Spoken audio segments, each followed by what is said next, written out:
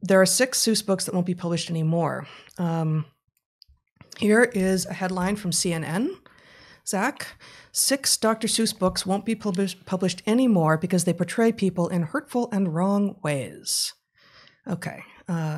Z, thank you. In this CNN report, they say the study also argues, they're referring to a study that I'll get to here. The study also argues that since the majority of human characters in Dr. Seuss's books are white, his works, inadvertently or not, center whiteness and thus perpetuate white supremacy. Right. Perpetuate white supremacy. Yeah.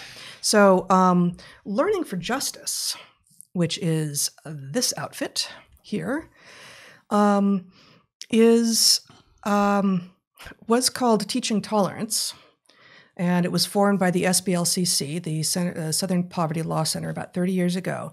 Teaching Tolerance has been proudly renamed Learning for Justice now because they recognize now that teaching tolerance is a bad goal. Oh, terrible. It's a bad goal. And what we really need to do is Learning for Justice. So again, Zach, I need my screen back in order to find what I'm doing here. Just a minute.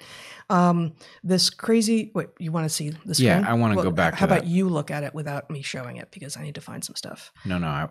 Okay, go for it. Can you put it up? I just want to point out the comparison between Seuss himself and the joyous presentation of the world and this school marm sour, it's time to talk about Dr. Seuss, right? It's to take your medicine. We have to. It doesn't matter how much fun or how much you're learning from Dr. Seuss. It's time that we talked about what's deep in his past, right? That is so absurd and so obviously the wrong side of this argument. Yep. Right? Yes. That Yes. I just want to call attention that this is somebody who has lost the thread and given up on the idea that that there could be good things in the world that we should just allow to be for what they are. Yes, absolutely. I totally agree. So one thing from this, don't show my screen just yet, Zach, is the Learning for Justice Center. Says, if you're thinking you need to burn your favorite copy of The Sneetches or The Cat in the Hat Comes Back, I'd really rather that you didn't. We're all about environmental safety here. If you're thinking you need to have some important conversations with your students, you're absolutely right.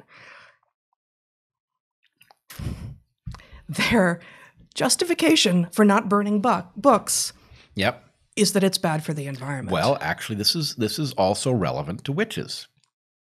Because think about the fuel. Especially if they've been eating crap food all their lives. Right. The stuff that's going to get aerosolized when you or turn into particulate matter that others might inhale. Yeah. If you burn them, you should do so at least with a good ventilation system, I would think. Certainly ventilation, but I think the real point of the woke revolution is that the burning of witches is only acceptable if it's done in a carbon neutral way. Yeah. So offsets or something like that. Oh, You yes. see? Yes. Yes. No, I see a business model here. Yeah. Oh. We could sell them some kind of non-fungible offsets, blah, blah, blah. It's a business model for us. Yeah, totally. Oh, okay. Totally. I'm not sure I want to get into that business model, but okay. So here's 2 more paragraphs from this insane Learning for Justice piece. But what about the Sneetches, they ask? You can show it if you want, Zach. In light of this new information, you may wonder about Dr. Seuss books featuring non-human characters. At Teaching Tolerance, we've even featured anti-racist activities built around the Dr. Seuss book, The Sneetches.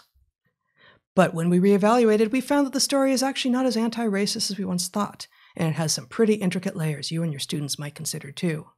The solution to the story's conflict is that the plain-bellied Sneetches and star-bellied Sneetches simply get confused as to who is oppressed.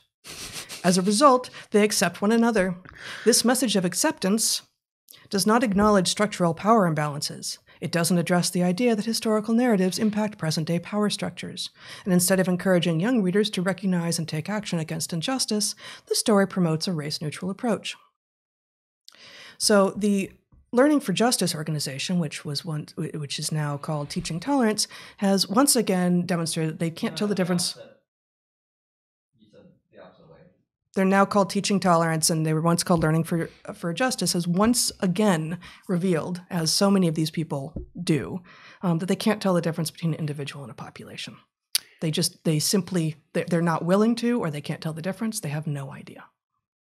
So in listening to this insanity, yes, I cannot help but wonder about something in myself. Oh. I feel like I'm almost famously tolerant. And I feel like I'm getting to the end of my tolerance. At the point we're going to play this game over this stuff, right? Yes.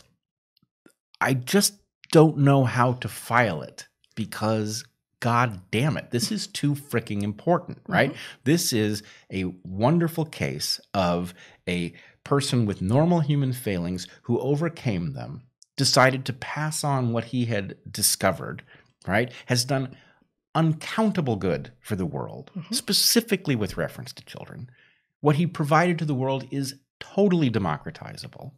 And we are going to cancel it over, infractions that actually, how do I say this? We have to be able to look at historical artifacts that are compromised by things like racism and be able to say, yes, that was 1942. That was 1928. Look how far we've come. We have some idea what our actual history was, how bad things were, how bad things weren't, how fast we've moved, and where we've ended up. And we might be able then to look forward and say, well, what are we still getting wrong, right? But if you're going to erase the history, if you're going to make this frankly insane claim that mere exposure to things that are compromised by their position in history, things that show some sign of common bigotry, right? If you're going to argue that simple exposure to those things is so harmful that we cannot risk allowing children to see it, they're going to have no idea what actually happened, right? Frankly, it is very useful as an adult that I periodically run into things that surprise me. It is useful that I read Darwin and I'm a little bit shocked sometimes, right? That he gets some stuff wrong, that I have to grapple with Fisher and his anti-Semitism, right? The fact of having these characters. Louis Agassiz. Right. Almost all of the greats, if they were born before yesterday. Right. And, I don't know how long we can go. We're already canceling Washington and Lincoln. Has anybody noticed that there are gigantic monuments to these men in Washington and Jefferson? How long before we discuss whether those have to be removed, right? That's clearly going to come. And the fact is, I'm sure they'll put up something beautiful and propagandistic in its place, though. I mean, no doubt. Yes, but you know what? Not yes, but that's ridiculous. Well, it is ridiculous. Yes, but this. There is a monument not far from those old ones, right? There is a monument to the Vietnam War dead. That is a monument that acknowledges the ambiguity of history. Do we get to honor these people who fought for us in spite of the fact that we largely now recognize that the war was not just? That it was predicated on falseness, that it didn't need to be fought. These people lost their lives doing what they perceived as their patriotic duty, and we, the government, fucked up. We should not have been there. We, the government, are responsible for the deaths of these people. Now, it doesn't say that anywhere, but clearly the tone of the monument recognizes that there's a gray area and that we have to grapple with these things. And it seems to me that this is implicit in all of these questions, and that the impulse to erase the history is specifically an instinct of those who wish to fictionalize what happened in order to make it sound much worse than it actually was, as bad as it may have been. Make it worse than it was in order to justify other things that they are not entitled to do.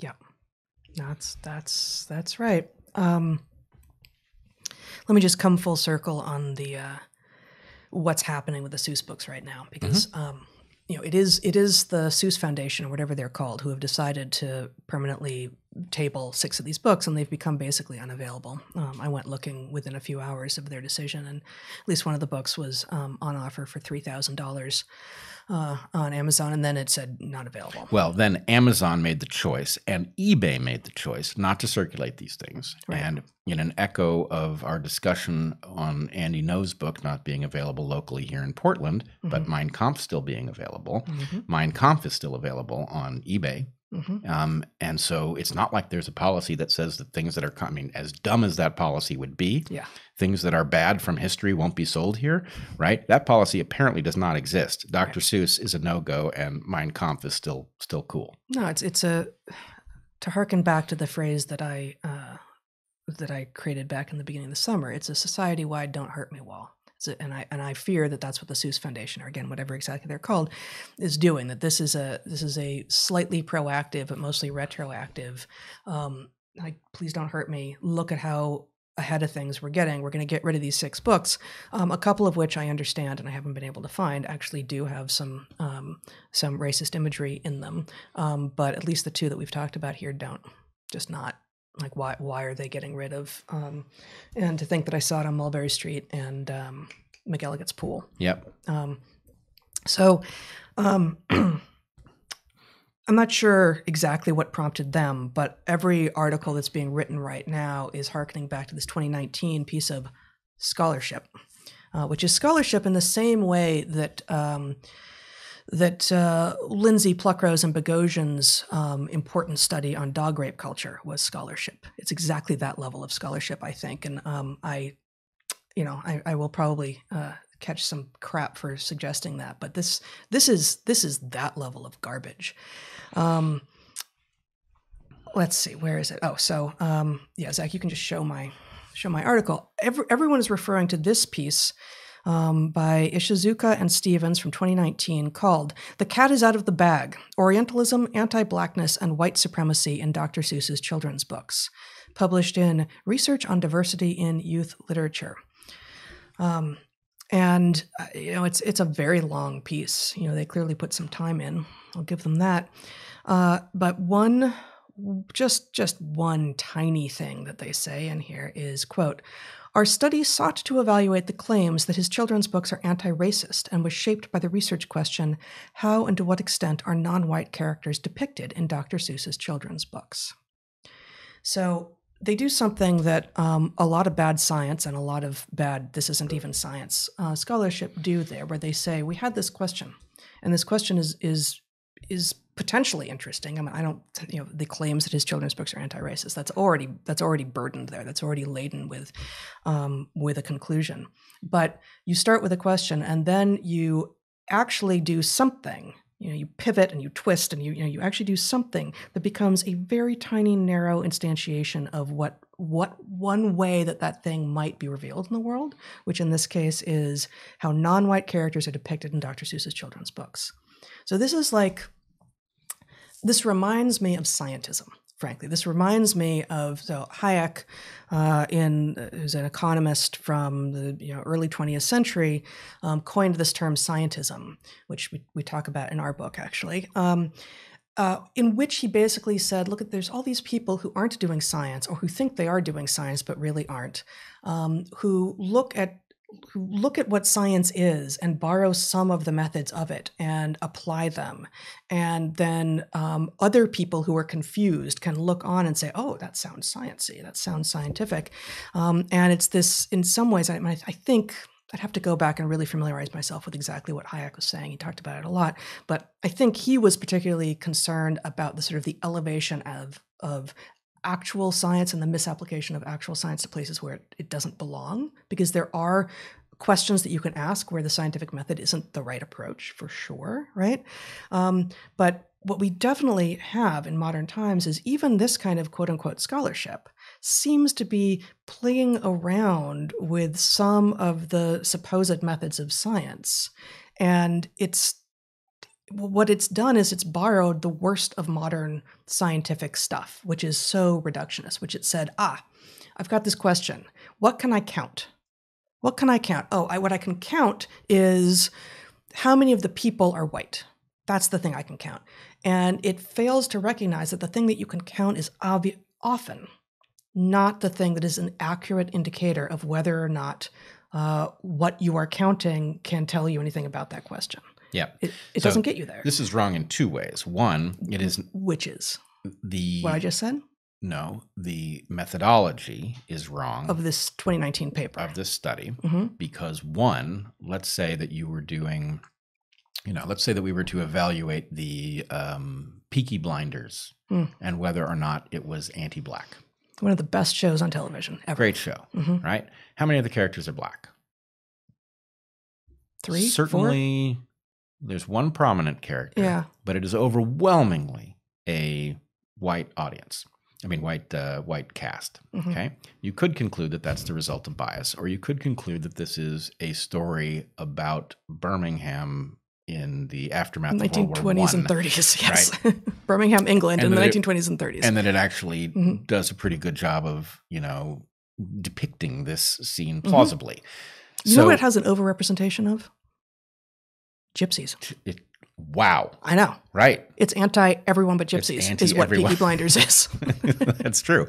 But okay, so the methodology, the fact that you can count something and that you find that it is not what you expected doesn't say what you think. So just as with the Damore era stuff. James Damore, Google Memo. Right. The idea that women may be underrepresented in the engineering side of Google could mean that there's a structural bias against women gaining access, or it could mean something else, like women have preferences that don't tend to lead them there as frequently, and so they're underrepresented. So, the point is the counting doesn't answer the question. You're making a logical leap. You're engaged in a deductive fallacy. But the other thing that's wrong here is that it isn't even meeting the basic requirements of science, of advancing a hypothesis and then testing it, because they're testing a question that they already know the answer to. So what they've done is they've they've already landed on the answer they'll come to. Well, not only are they conclusion driven, but they also, even a casual perusing of Seuss, which they've clearly done in order to care enough about the topic, tells them what answer they're going to come out with. So the point is, it's not actually a test. You have to count something that you don't know how many you're going to find, right? In order for it to be a valid test, you cannot, make an observation, hey, there's a bias in this book, and then test it by measuring that same bias. Yeah. Well, I mean, I think maybe this is wrapped up in your first concern, your first way that it's wrong. But this counting of trees and pretending you understand the forest is one of the errors here, and it's an error in a lot of modern science that doesn't inherently have some ridiculous woke bias in it. It's an error of the modern era to confuse what you can count with what you want to know.